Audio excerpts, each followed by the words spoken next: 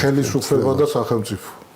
როცა ერთმანეთში უღრებთ. ხელისუფლება, რა თქმა უნდა, როდესაც სათავეში მოდის, ის მოქმედებს ჩემი და შენი სახელითა და ხარჯით.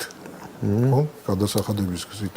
კი, მიაქვს და მიაქვს ჩემი ხარჯია ეს და ჩემი სახელით მოქმედებს, სახელმწიფოს სახელით მოქმედებს. ერთი ის რომ ვთქვათ, ხელისუფლებები იცვლება და სახელმწიფო იგივე რჩება. ხო?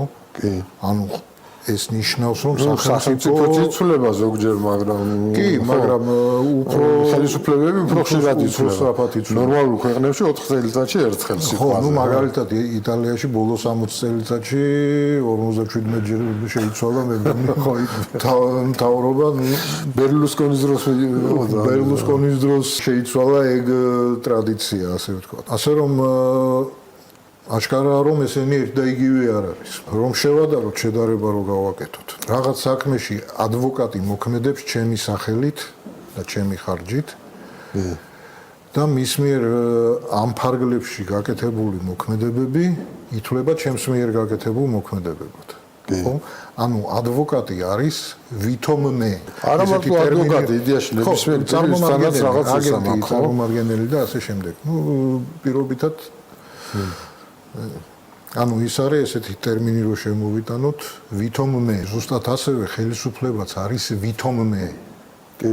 და როცა ქვეყნის სახელით მისი წარმომადგენლობითი უფლებამოსილება და წარმომადგენლობითი დემოკრატია სწორედ ამას ნიშნავს, რომ ის უნდა წარმოადგენდეს ხალხს, რომელმაც ის აირჩია, ხო?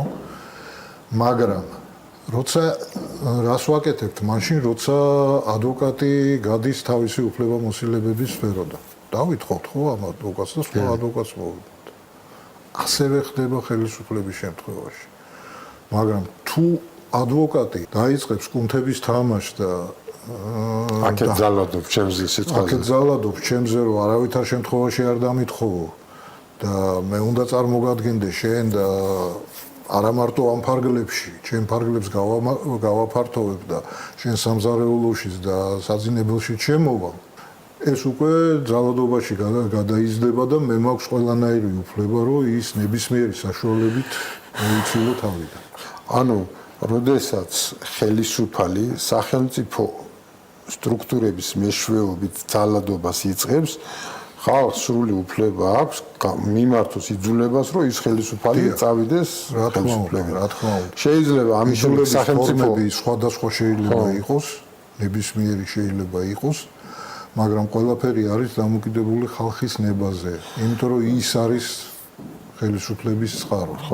ხო, ამ დროს შეიძლება სახელმწიფო იგივე იყოს, სახელმწიფო იგივეა, შეიძლება სახელმწიფო შეცვალო ხელისუფლებასთან. შეიძლება ვთქვათ სახელმწიფო სტრუქტურა თუ რესპუბლიკა გადაიყვანო მონარქიაში, შეიძლება ეს შენ რასაც გადავწყვეტ, რა ფორმასაც ისევე როგორც შენ მოგინდება შეფესეს დააფუძნებ, მოგინდება სააქციო საზოგადოებას და მოგინდება არაკომერციულ ორგანიზაციას. ამ საუბრით მე მგონი გამოვკვეთეთ რა სხვაობა ქვეყანას სახელმწიფოსა და ხელისუფლებას შორის.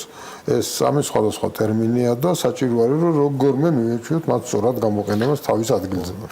სხვანაირად აზრ ბუნდოვანი ხდება და ზოგჯერ კაფიოობა იკარგება საკმაოდ. არა მარტო კაფიოობა იკარგება, არამედ ხელისუფლებები ზოგადად არა მარტო საქართველოში, არამედ ალბათ ყველგან მუდმივად ცდილობენ რომ ეს განსხვავება წაშალონ. ამორჩევლების თვალში. სახელმწიფო ეს მე ვარ. სახელმწიფო ეს მე.